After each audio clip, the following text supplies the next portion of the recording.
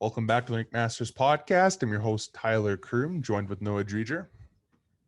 Yeah. Hey, man. How's it going? Oh, it's going pretty good, man. I can't wait to get this going. So today, Noah actually had a really awesome interview with Mark Currie. He is a national junior A champion that he won with the Burnaby Express, which is now the Coquitlam Express. And after we get that interview out of the way, we're going to be just discussing goaltenders and the Florida Panthers. All right. So without further ado, here's Noah's interview with Mark Currie. Well, welcome, Mark, to the RinkMasters Podcast. How are you doing tonight? Well, I'm doing great, Noah. Great to be here. Yeah, it's great to have you on. So let's start off pretty simple. So what was it that kind of drew you to the sport of hockey? Oh, I don't know. I just loved it growing up. We used to play every day in the summer, ball hockey out in the cul-de-sac. And even growing up, when we moved from one town to the other, we ended up finding ways to play hockey. It went from the cul-de-sac and then into the basement. Broke through about 4 walls there, and so we got kicked back out to the cul-de-sac, and usually you'd get up as start playing hockey in the morning, and you'd play until it was dark and you couldn't find the ball again, and then the next morning you'd go out. Once you find the ball, you'd start playing again. So yeah. It's just right since I was little, ever since I can remember, I just love the sport. That's awesome. So you're a goalie, right? So what was it that made you want to be a goalie? Oh, that's funny. I know.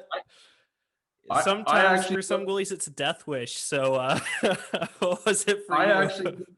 I actually played both positions and still play both positions fairly well. When I was 9, what they would do is you'd actually have to rotate. In those rules in novice, you'd rotate throughout the team to play goal, so everyone got a turn to play.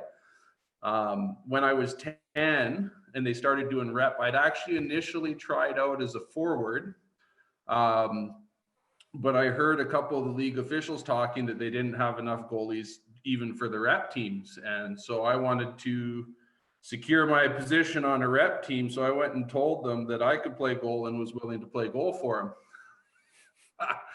So I showed up to the first practice with my player gear, and I remember them asking my parents, well, where's his gear? And well, he brought it. And, well, no, he said he's playing goal now. So that was how I kind of got into it. They weren't too thrilled about that one. But I found out a couple months later, I'd actually made a higher team as a player than I did as a goalie. Yeah. Awesome.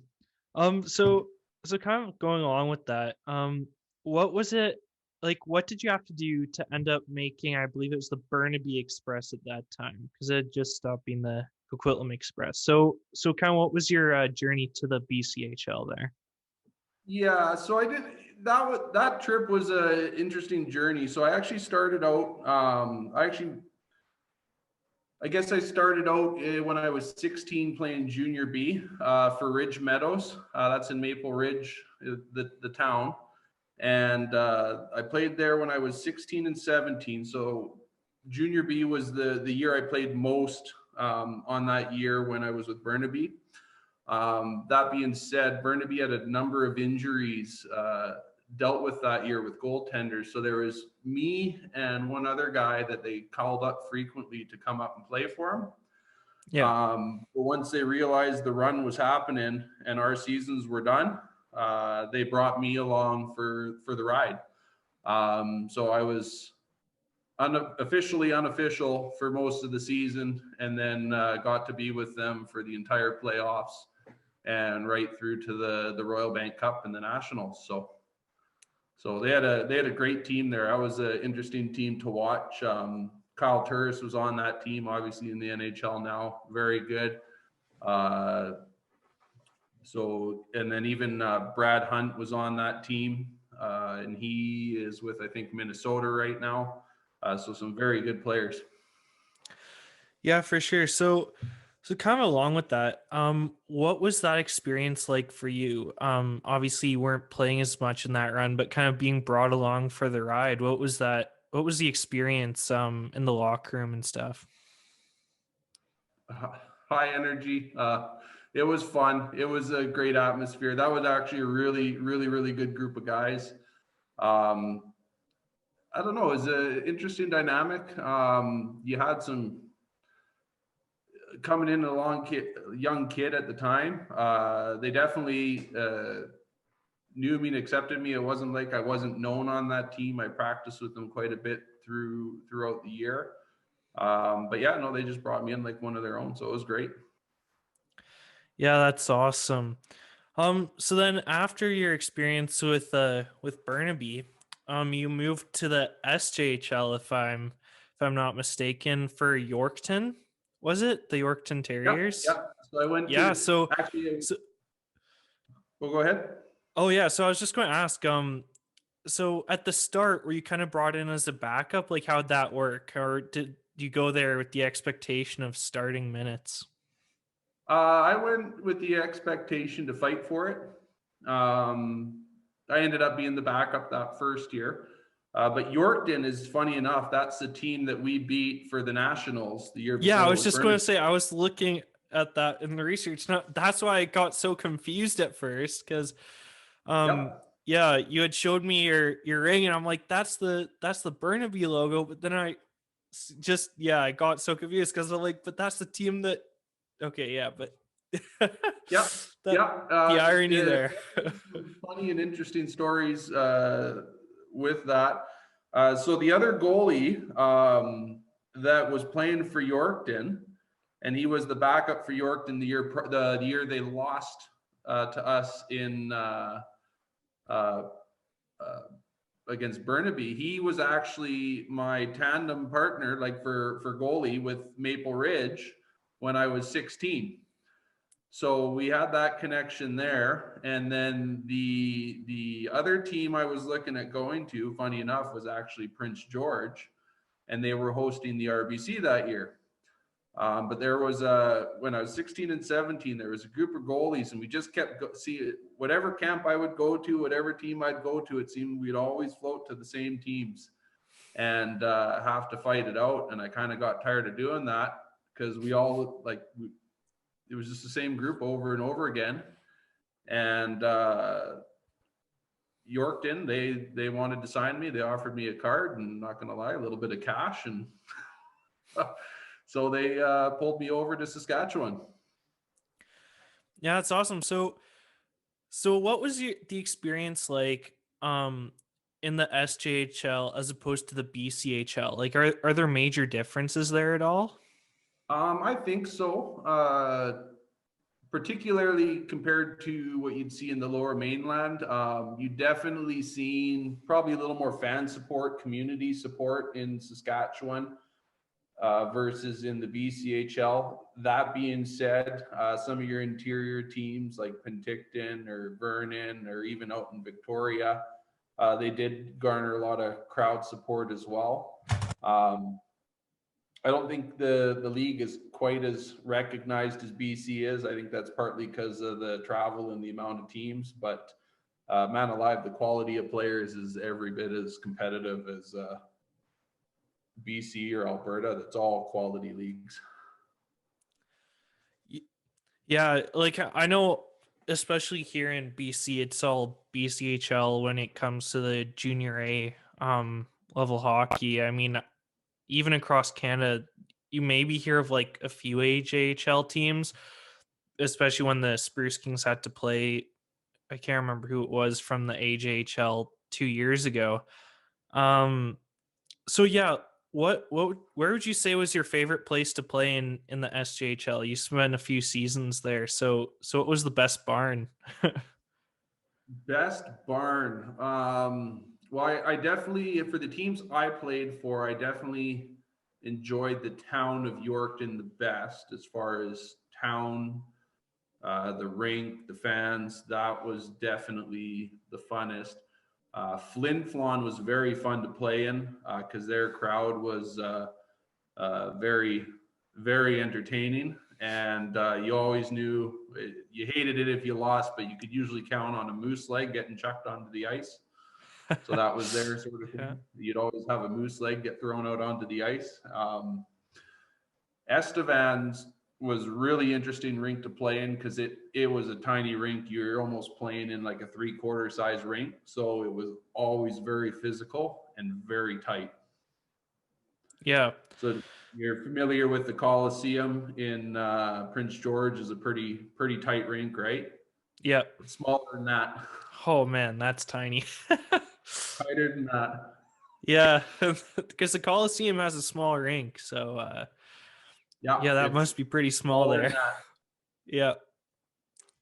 Yeah, so when was it that you really solidified your role as a starter? Was that really at Yorkton that you solidified that role? No, that would have been my second season when I got traded to Notre Dame. So that first year I ended up being a backup. The second year we were given the opportunity to fight it out.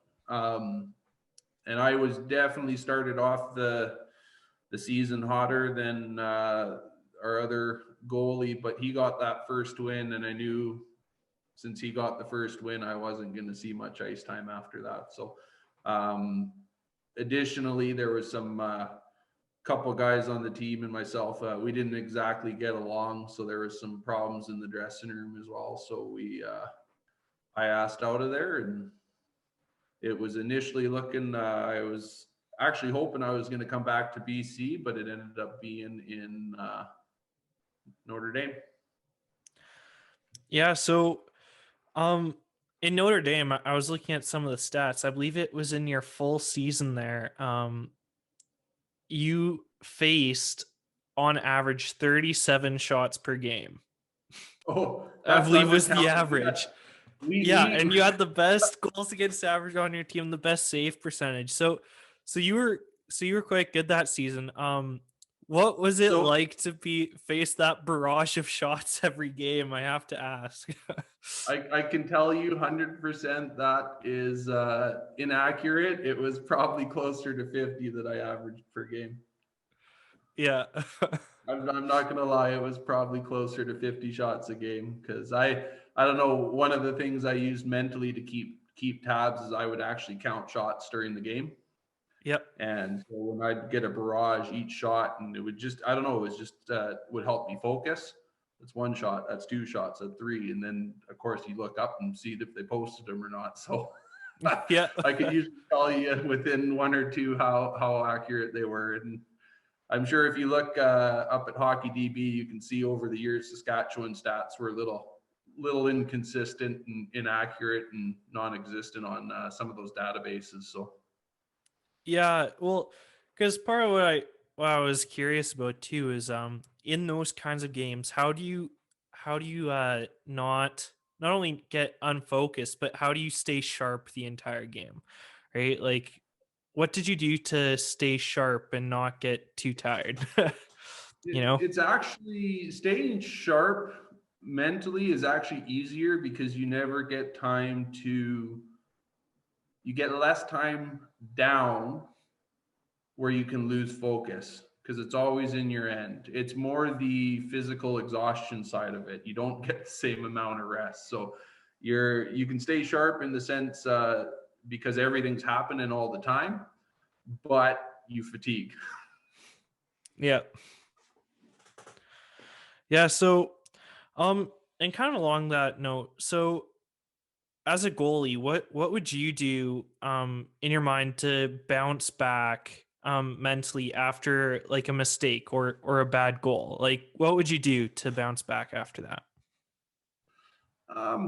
It's a tough one to say. Everyone has their own thing, but the thing you got to remember, and it's definitely tough in that position, but you got a team that works around you, and you count on them to help you out just as much as the goalie's there to save their butts. You got to know that your team's going to be there to try and help you out and save their butts, and you just pick yourself up and keep moving on. Right? You can't dwell on it. Yeah. So. Yeah, for sure. So kind of back to the sheer amount you faced. Did you get any awards that season? I didn't see anything, but I was wondering if you did. Like, you put up, at least based on the stats that the team was providing on their site, I believe it was a .911 save percentage, which is quite good for junior A hockey from what I've seen. So did you get any recognition for that? Because you had a great season there. Yeah, for the team, I was team MVP that year. Yeah. Yeah, that's awesome. So what was that like? Because then you got traded the next season, if I'm not mistaken, to I Nipawin did. Warriors. Yeah. I actually asked for that trade as well. I'm sure if you look back on the stats, that team was not a very good team. I think when I got there, they were averaging around 8 or 9 goals against per game. And the other two goalies were over 6 for the GAA, so not not too hot. Yeah, and we managed to get within, I think, a game or two of 500, which was quite the accomplishment. But I was and the nice part is when I was traded there, I was actually traded with my best friend at the time, so it made it quite enjoyable. But that being said, Notre Dame is a little different setup. There's not really a town of people there. It's a high school with 500 people, and most of those are students and the rest are farmers. So there's not a lot of community around there, and you're living in dorms. So not a ton of community. Like I said, it's a great little school. It is a good, cool little town, but there's not tons there. So the next season,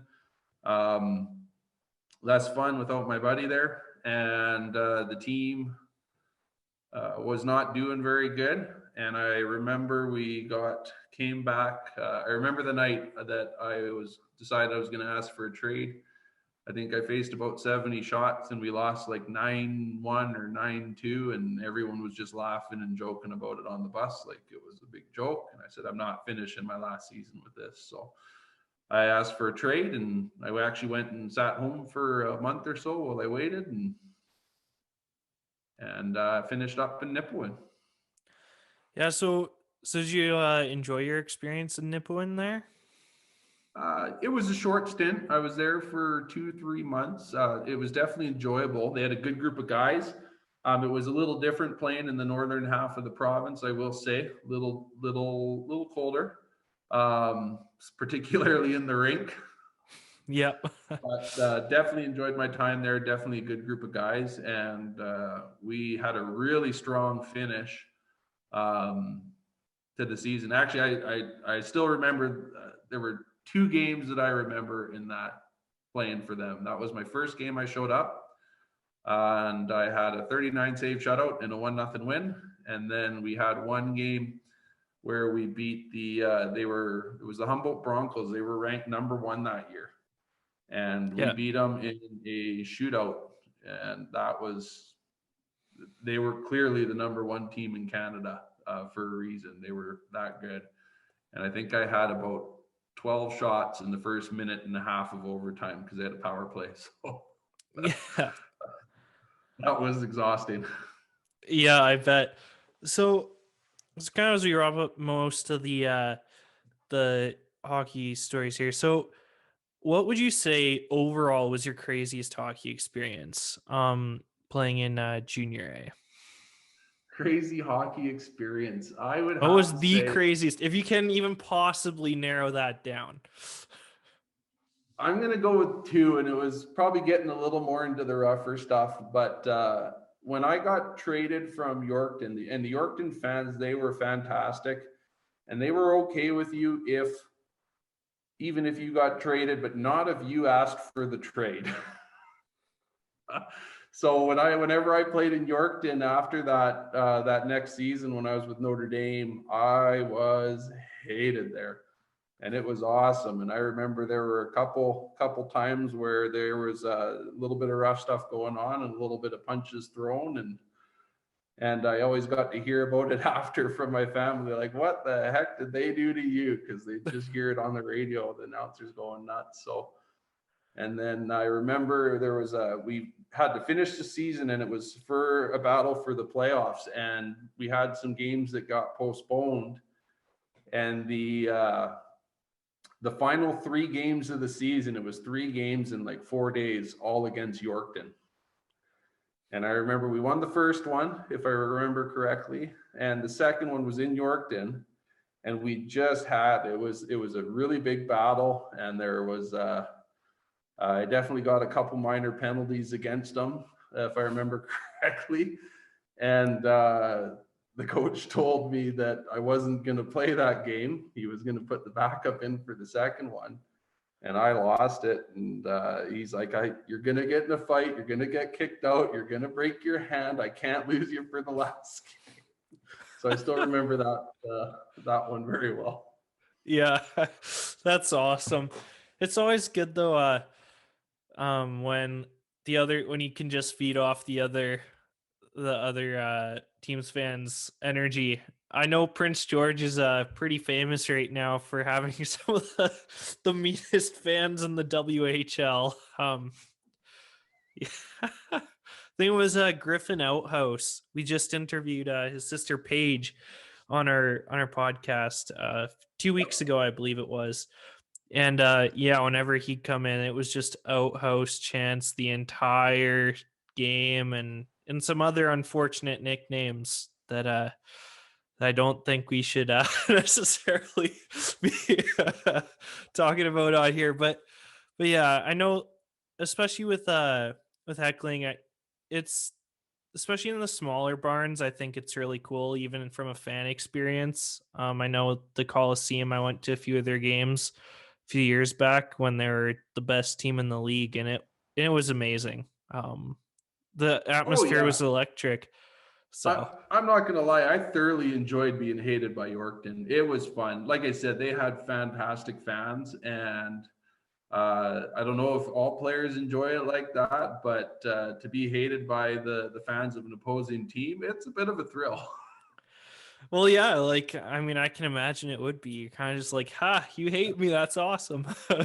But actually, I remember one other, though, I guess one of the better experiences I had was we were playing against Kindersley, and it was their teddy bear toss night. And I ended up getting a shutout that night, and I had a goal line save, and everyone thought they scored. And so the teddy bears came down, and I skate to the corner with the puck in my glove. So nice.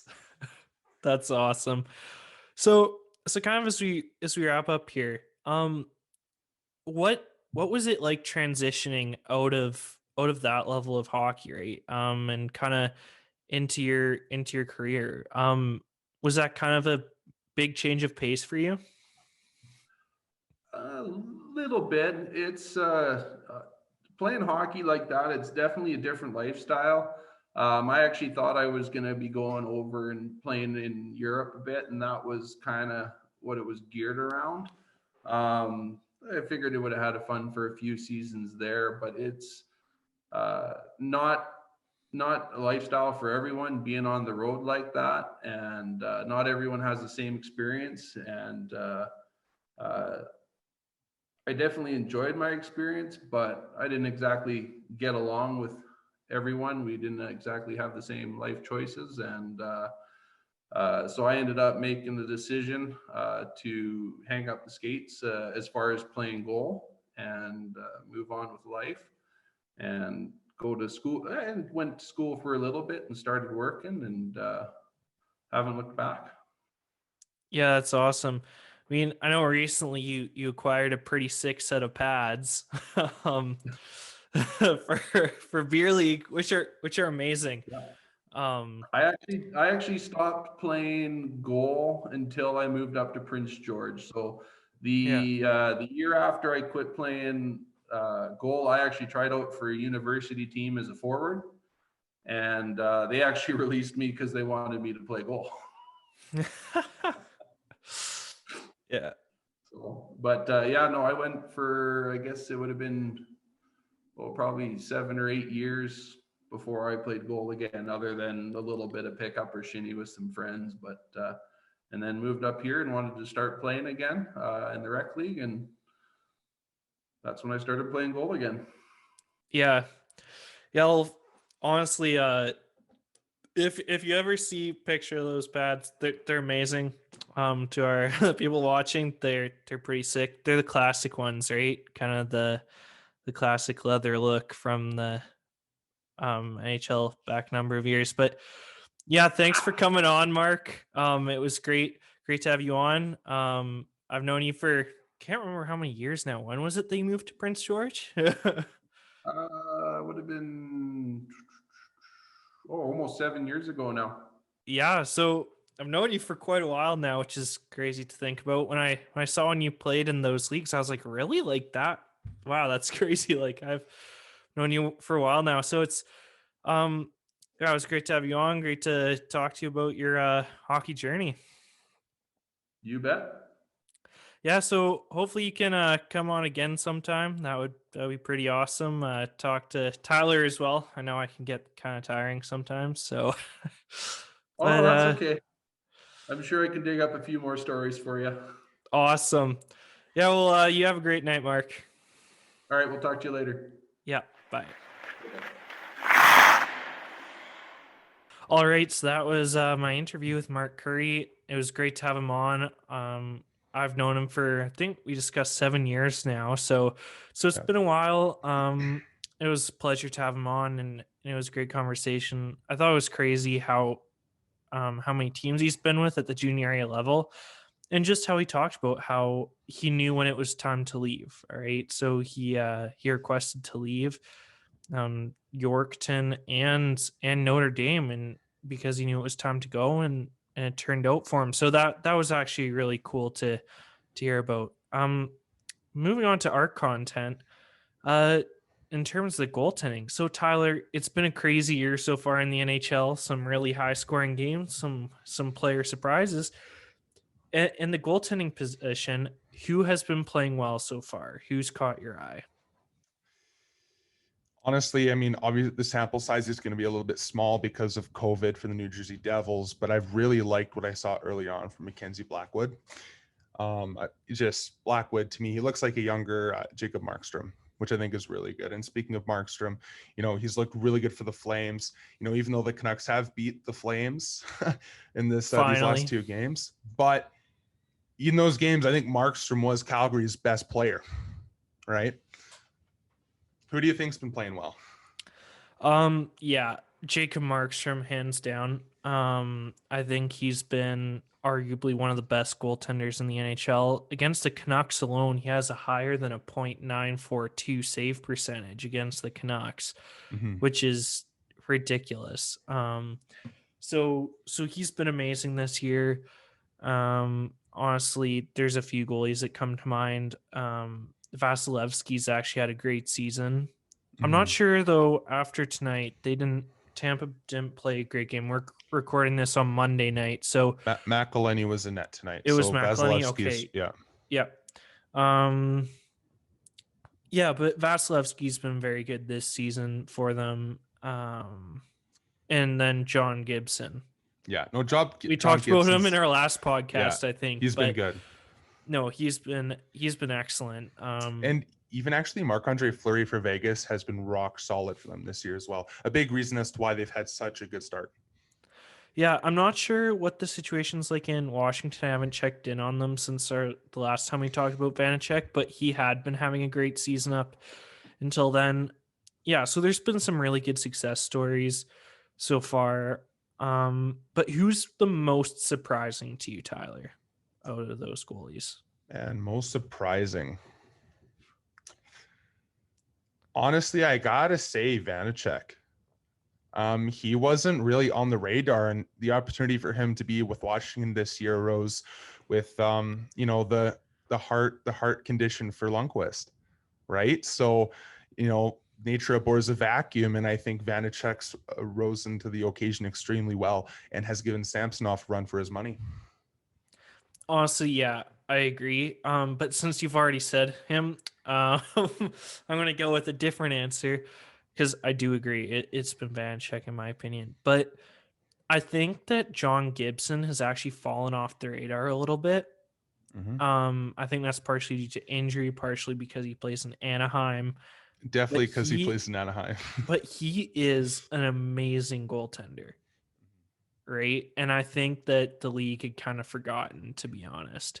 So I think that just in terms of the surprise factor, in terms of his actual quality, I don't think it's a surprise. I think it's a surprise in terms of that we just had almost forgotten about him. There's been other goalies that have played so well the last few seasons that John Gibson wasn't on anybody's lips.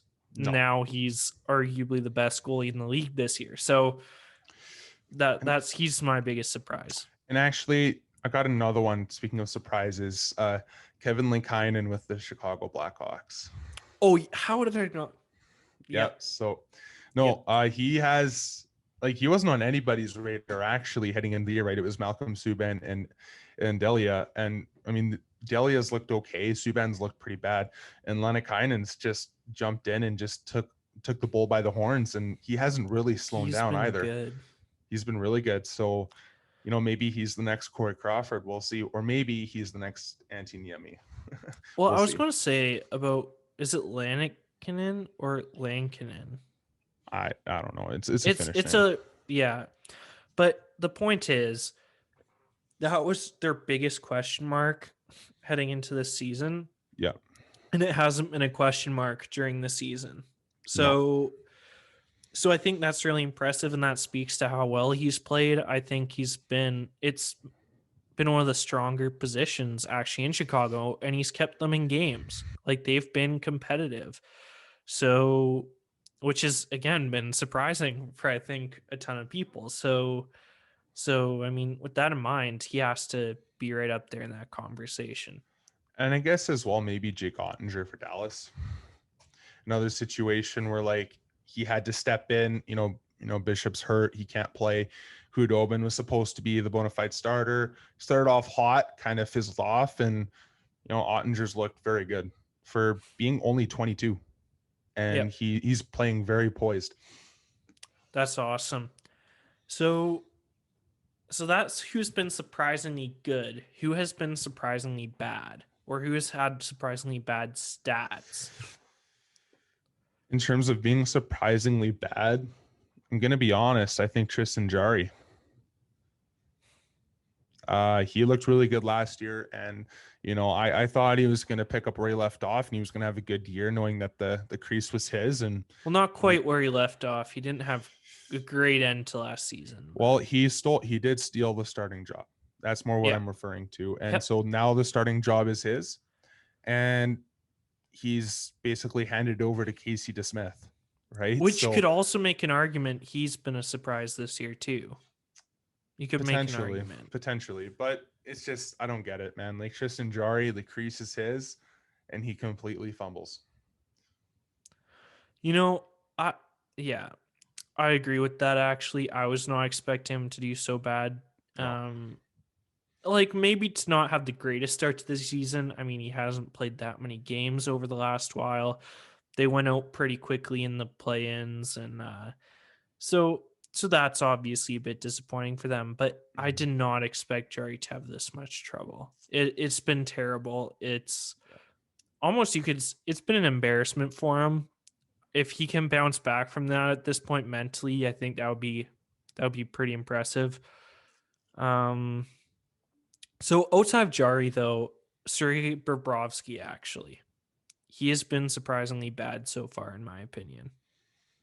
Honestly, my biggest gripe with him is the consistency, because he's had a couple really good games, and then he's had some real bad games.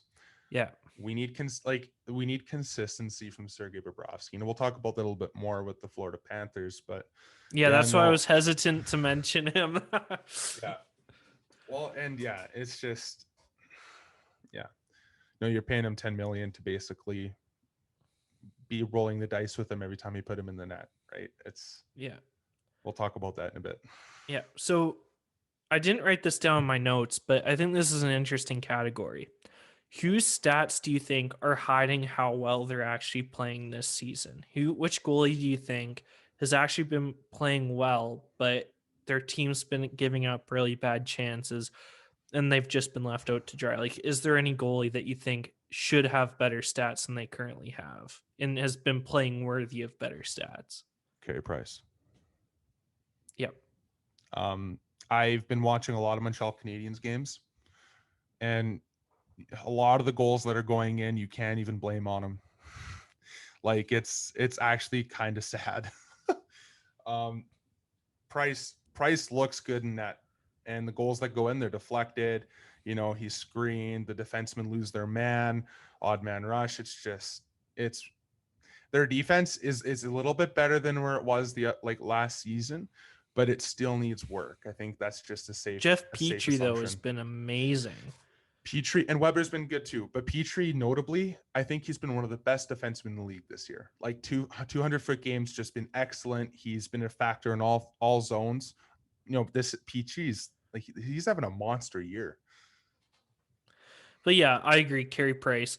And I was actually also going to say you could make the argument for either of the Canucks goalies.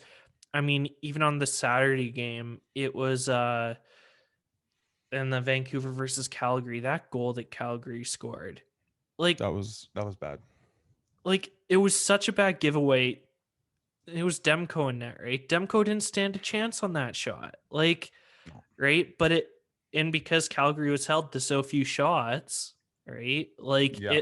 it makes them look worse. But in reality, that chance never should have happened, right? Well, like, and overall, like for both Holtby and Demko, I mean, they haven't actually been playing bad. Like, they haven't been necessarily great for the 100% of the time, but they haven't been bad. They've just kind of been okay. But with the defense being a liability, it's not giving them any support. Yeah. Let me just check in here because we're recording this in the middle of the Canucks game. Let's see how it's going because we want to give you the best stats. Looks like the Canucks have unfortunately given up their lead here in the second period, but the shots are 17-16 right now for Calgary. So, I mean, that was something that was really impressive in their last game that the Canucks had turned around. I mean, obviously it's going to be hard to keep it up, but they were playing amazing defense at the zone, which helped make Demko look better, right? But that's the thing, right? You need a good defense to help your goalie. Like, even last year with the Canucks, Markstrom, like, he had a great year, but he didn't even let in one open view shot last year, right? Like, the Canucks were giving up a lot of shots, but lots of them were easy for Markstrom to save, right? That they're giving up. Otherwise, they're blocking them. That just hasn't been there this year. No. So actually, yeah. I just thought of one more goalie that's been really bad this year, Mikko Koskinen for Edmonton. Yeah. He wasn't terrible last year. Like, last year, I would have considered him to be an average starter. This year's rebound control's completely non-existent, and he's letting in some terrible goals. And I think I would actually venture to say that he's costed Edmonton some potential wins this year. Yeah. No, I mean, that's fair. He definitely fits that. Trying to think who else could fit that. Anybody from Nashville? I haven't really been paying that much attention to their situation this year. Both Rinne and Saros haven't been very good. Yeah. Which is a bit surprising. Saros, though, had a good year last year, so it's a little bit disappointing. But to their credit, the team overall hasn't been doing very good at all. No. Right? I mean, the fans were chanting to get rid of Hines the other day, so... Well, okay, like, what was Poyle thinking? We're gonna hire the head coach of one of the worst teams in the year, like in that year, right? Because it was not a big gap between his time with New Jersey and then being hired on by Nashville. Like, what's he thinking? And it wasn't even though, like, and that's the thing, like, there's a difference between your team just not performing and your coach not coaching well. Like, for example, with the Canucks this year, as much as people want to slam their roster isn't bad for how they'd want to play even last year. Right? No. Like, they could have played that way this year and they could have been easily top 4 in the North Division. They just haven't been in it mentally, right? So can you really blame that on Green? I don't think so. In the situation in New Jersey, though, that's different with Hines, right? Because it was exactly. Because honestly, as soon as Hines was gone, and the interim like head coach took over, they started winning some games. Like that's not a coincidence. No. No. Oh, in terms of other goalies, yeah, it's been another interesting goalie situation is in Detroit. They hadn't won a game without Bernier in net in like a year Yeah, or something like that. something like that. So that's kind of disappointing. Obviously, Grace has had a bit of a rough start, been a bit unlucky, but yeah. So I think that pretty much wraps up our goalie discussion outside of the Florida Panthers. Unless you have any other comments, Tyler. No, I think that's it for me right now. All right. So let's move on to the Florida Panthers. This year, they were not expected to be a very good team. I think we should just start with that. I mean, they had finally made the playoffs again. They had a good roster, but they've had a few losses. They lost Dadonov, they lost Hoffman. People weren't sure they'd be able to fill those gaps. So, Tyler, how would you say they've done overall this year? Would you say you're impressed with Florida? I'd say I'm impressed. I think they've made some smart moves. Obviously, I wasn't sure how things were going to go with the departure of Dadonov and Hoffman, but with how Dadonov has been playing in Ottawa, I think that's kind of proving how much Florida made Dadonov. I'm going to be honest with you. Granted, Dadonov has picked it up the last few games. He's up to now, I think, 6 or 7 goals on the season now. Maybe 6 goals, but still, we'll see if he can keep that pace up, because he's appeared to have a hard time generating offense on his own. He's like, and that was part of the concern I saw with some Florida fans, actually, was that there was some concerns that Dadonov was more reliant on Barkov in the centers that he was playing with. So we'll see if he can start to pick it up with Ottawa. But man, going back with Florida, like Carter Verhaeghe, like he's been unreal. I've actually really enjoyed watching Carter Verhaeghe this year. He's essentially slotted in right where Hoffman was, and they don't miss Hoffman one bit. Yep. No, I agree. And I was going to say, this has been surprising with Florida, and I've been actually a bit disappointed. Brett Connolly has had a tough start to the year. Yeah, that's kind of surprising because, there was an opportunity for him to really establish himself as like one of the top 6 wingers, and he hasn't done it. Granted, here's the other interesting thing, though. His line is playing well. That's the interesting thing. His line, they're all above the plus minus. They're all positives. And actually, the other players on his line, I think they have 7 and 8 points respectively, and he has 2. Like we're talking, he's on Frank Vetrano's line, right? I think so. Like, or they were like 5-6 points, and he is at 2. Like like it's weird. Like his line's playing well. He's just not. He's like not on the score sheet. See, but it's so what's up with that? What's up with that? It is tough because we know Brett Connolly can play better than that. Like he was good last year, and he was excellent in Washington in a depth role. So what's the change? I'm honestly I'm wondering if he needs that change at senior, if he needs to be moved to a team that's going to give him more of an opportunity. Like maybe he knows he's fallen out of favor with the emergence of Carter Verhaeghe. So maybe he just needs a new team. He needs a fresh opportunity, Yeah. So I was actually going to bring that up here. Do you think Brett Connolly is going to be traded? Do you think that that's a trade that could happen? And if so, where do you think he should go? I think he could go to New Jersey. New Jersey is looking like a pretty solid team this year. They could use a veteran guy that could play a 2-way game that's got a Stanley Cup under his belt. What I was going to ask is, what's Connolly's cap hit? It's not very high. Like I want to say it's $4 million for 2 I thought it was years. even lower than that. Let me look it up. Okay, you do that, because I was going to say, depending on what his contract is, they could use him and Yandel as a package deal for somebody. Because there's also been a lot of rumors around if they're going to trade Yandel, who I have to say, he's been having a good season too. I think he's at 8 or 9 points. I don't know. That was before Monday's game, so where he got a few more. So I see it's tough because Yandel's a good defenseman. I I mean, with the direction Florida's going, I could see them selling them off if they're gonna get some decent picks and maybe a younger player in return. I don't think they'd hesitate to pull the trigger.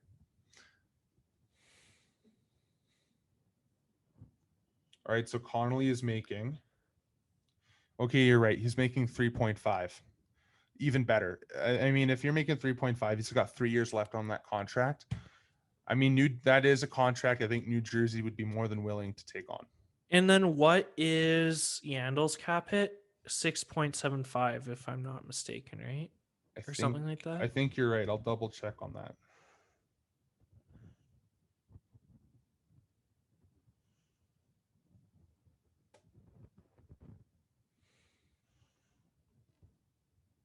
Because I'm not sure what its term is. But Yandel, that, in my opinion, was the worst thing the Panthers have done all season, is the public, we're not going to play Yandel, and the fallout of that. That was idiotic by the organization.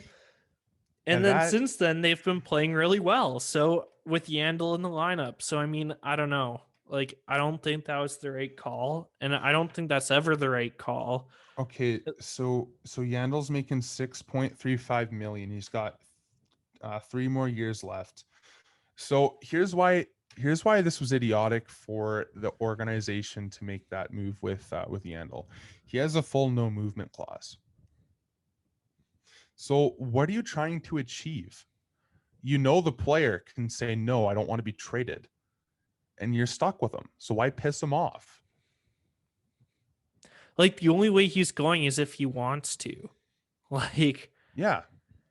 And Yandel doesn't strike me as the guy that would just say, okay, I want out because you publicly say you're not going to play him. Like, I think if I'm Yandel, and just the vibe I get from Yandel from just listening to his interviews on Spit and Chicklets, he would kind of just chuckle at that and be like, nice try. yeah. Like, so yeah, that was really weird. That was a really bad management decision. 100%. Well, and like we discussed it at the time, but it kills his value, like even more than it already did. Right? Yeah. Like, no, it was goofy. especially since he's arguably one of their most valuable assets in the sense that he still has like 3 years left. He's still a highly productive defenseman. And he's a leader in the locker room. Like, he's still a valuable asset. So extremely valuable, and he's really good on the power play. So to just say, "Oh, he's done on in your team's plans," what are you doing? Like why would you say that? That only turns your few fans against you. Sorry, Florida. Just threw in a Florida joke there, but yeah, like it's really funny, right? Because Florida knew they did a huge management ship up. They brought in Zito, and the first thing, if you're Zito, like the first thing you want to do is it really to piss off the locker room favorite and one of your key players. Like, yeah, it doesn't make sense. Like, that's not a really good game plan. And thankfully they've recovered from it, and they've been very good. So yeah. I mean, they beat arguably one of the best teams in the league in Tampa Bay 6-4 tonight. And I'd also like to point out, I mean, they've played Tampa Bay the last 3 nights, and they're 2-1 against Tampa Bay. Like, that's right? that is pretty good. They're the reigning Cup champions. Like, that's actual clout. Yeah. And that brings us to our next thing. Goaltending for the Panthers.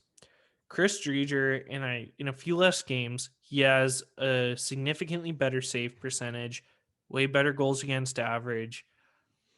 Who do you play at this point? So Bobrovsky has been the favored goalie, and like you said, he has had some really good games, but he's also had some terrible games. Who do you think they run with? Is it almost a 1A, 1B situation right now in Florida? Or do you think Bobrovsky's contract is almost forcing them to play Bobrovsky? Like, I don't know. This is a weird situation. Bobrovsky's contract 100% is forcing them to play him because you're paying him $10 million. Even if you want to hope to move him, you can't move him when you're not playing him because he's going to depreciate in value significantly more than he already has. And this is why I don't like this contract, because Chris Driedger's not making a lot of money and he's performing better, and he's 26. So you can, like, in my mind, it's like Dreger's proving he could potentially be your starting goalie. You got Spencer Knight, who's whatever. You've got Spencer Knight in the wings, who could come in almost next year or in the next couple of years. You got Devin Levi as well. Like, it just seems like they're in a really bad spot. So what do? You move Dreger and you just hope that Bobrovsky can pull up his bootstraps and start living up to the contract. It's a real sticky situation, but I think it's going to be 1A, 1B. I think it has to be that. If I was the coach, I would be playing Dreger more than Bobrovsky at this point because you want to win. Yep. You want to make Bobrovsky feel like he's not safe. His job's not solidified. And actually, I was going to ask you about that. Do you think Bobrovsky has declined so much because he got too comfortable in Florida? It, like, you could make the argument that people say Columbus is the Winnipeg of, or Ohio is the Manitoba of the U.S. I mean, from what I've seen, though, Columbus isn't that bad of a city. But do you think that it was too much of a comfort move by Bobrovsky? He just kind of took his mind out of it, and he just hasn't been able to recover. Like, he got a massive payday, and then he kind of just relaxed a little too much. Do you think that was part of it? I think it could very easily be a part of it. You know, like, Florida's a nice spot to play. You're there long term and you're making $10 million. And up until that point, I mean, Florida hasn't really been a team that's been taken too seriously, right? So I think it'd be very easily for a guy like Bobrovsky to get mentally comfortable and just kind of not take things as seriously. Yeah, like, I personally think that that's one of the probably the biggest single reason. And then you have a guy like Chris Driedger. He sees a gap, right? Finally, with a team, he sees a gap that he can take, and he's been like a perennial backup up until this point. And like, now he has a chance to steal the starting role. Like, why not? Like, this is the perfect situation for Driedger. Like, you know, and it's really interesting, right? Because, you know, people forget Driedger was a 3rd round pick by the Ottawa Senators, a high 3rd round pick. They gave up on him way too soon. You know, they've got Hogberg. He could have been their goalie this year. Well, exactly. That's kind of what I'm getting at, because Hogberg's there now, and he's been bad. Like, Hogberg's been really bad. And if you're Ottawa, like, wouldn't you really like to have a guy like Chris Driedger in net who can be that rock to try and support Matt Murray and take that pressure off of him? Yeah, no, it's insane. Well, and like we were saying, though, like, and like you were saying, they have 2 good young goalies in the wings in Florida outside of Chris Driedger, who's 26. Yeah. I wonder, though, and here's the other thing where it gets really sticky for Florida, the expansion draft. Because the question is, what do you do at the end of this year? Because you can't protect Driedger if you protect Bobrovsky, right? But they won't take Bobrovsky. If Bobrovsky has a no movement clause, he has to be protected. Well, and that's the tricky thing. So do you potentially leave your better goalie exposed now? Or, like, because here's the question. If they're in the playoff hunt, they cannot trade Driedger. That's their issue. So there's a very good chance he goes to Seattle and is their starter next year. It's possible. I'm just going to check. He gets to come to the beautiful Pacific Northwest. Honestly, it's going to be interesting because I wonder who else Florida could even potentially have exposed at the expansion draft. And that's the tricky thing. Like, and this is why it sucks for them. Is Knight ready to come up next year and be their backup? Potentially their starter, depending on where Bobrovsky's at. Like, they could be paying him $10 million to be a backup. See, it's going to be interesting because they're going to, on one hand, I think they don't want to have another Jacob Markstrom incident because they almost ruined them. So I honestly wonder, like, if they're not going to try and rush Spencer Knight, if they're going to want to have him play in the AHL for a year or two, kind of like what Dallas has done with Jake Ottinger. Yep. Well, see, here's what I think could happen with Seattle. Okay, so actually, first, let's do a quick 2-minute discussion about Seattle. But first, I just want to say Jonathan Huberdeau has been excellent this year. He has been, I mean, he's always good, but he has been amazing this year. So just want to say props to him. He's a leader on that team and he'll always produce, it seems. So So I've got Bobrovsky's contract right here. He has a no movement clause. yikes. So he has to be protected. So now let's talk about the Kraken quickly, because that's now 4 or 5 months away. That's pretty soon now, the expansion draft. The Kraken. So yeah. So who do you think they'll pick at goalies? Because everybody, when Holtby signed with the Canucks, said they're going to pick Holtby. Do you think they're going to take Holtby? I think it's far more likely they take somebody like Fleury if he's unprotected, and then they take Dreger, because they're both not on long-term contracts, right? So you get out of that weight of Fleury's contract, but you have a more experienced guy who's won a lot, and you have another guy who could take that starting job for potentially your next 4 or 5 seasons in Dreger. So the only way that's a possible tandem. The only way they can take Fleury is if he waives his no movement clause. Same thing that happened in Pittsburgh. Right. When he was with Pittsburgh, he wanted to leave and he waived it, and that's how Vegas could take him. I don't know if he wants to leave Vegas. And there's rumors that if he does leave Vegas, it's to go back to Pittsburgh. So yeah, we'll see what happens with that. I do think there's a good chance they take Holtby. Because really Holtby is making less than $5 million and he is capable of taking that starting role. So I don't see how that's not an attractive option for them. Because I mean, if you're starting an organization, you're going to want a proven starter and a guy that is going to kind of not be on a long-term deal that isn't going to cripple your cap situation or your roster, right?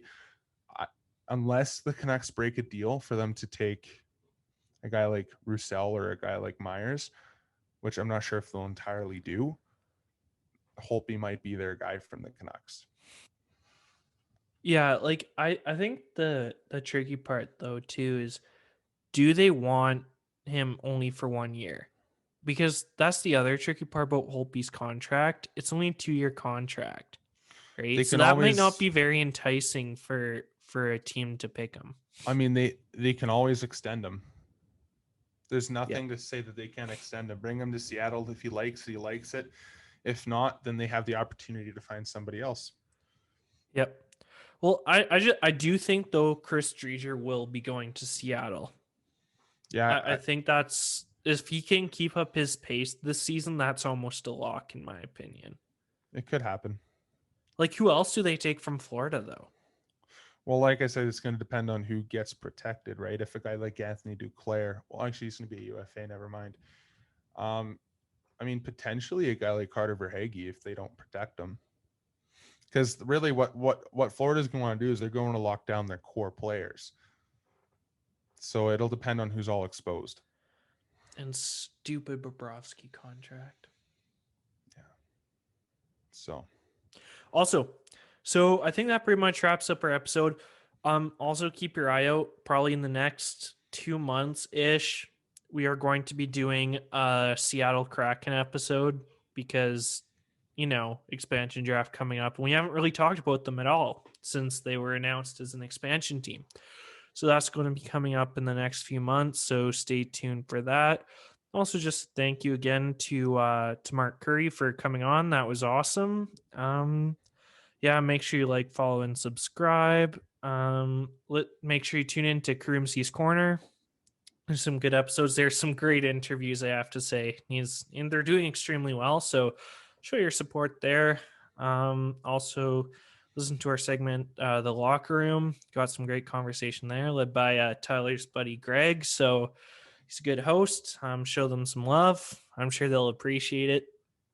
Even though Tyler's being surprisingly quiet about it, I'm surprised he isn't egging me on about this. But do you have anything to say there, Tyler? I'm extremely tired, man. Yeah, no, understandable. So you're doing a good job. Keep the flow going. All right. So yeah, obviously, the nomination period has now closed for Kraft Hockeyville. So at this point, it's a sit tight And it's a wait and see, I guess, now at this point, is it not, Tyler? Yeah. Waiting to see what the voting panel decides. So I think we have a good shot at it. So let's just cross our fingers, support the Northern Caps regardless of the outcome. Yeah, and next week, do you have an interview lined up?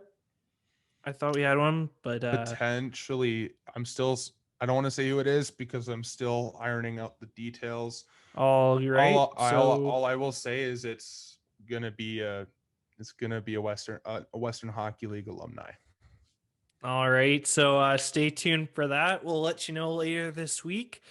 And with that in mind, thank you for listening again. You hope you have a great day whenever you're listening to this. And yeah, we hope to see you again next week.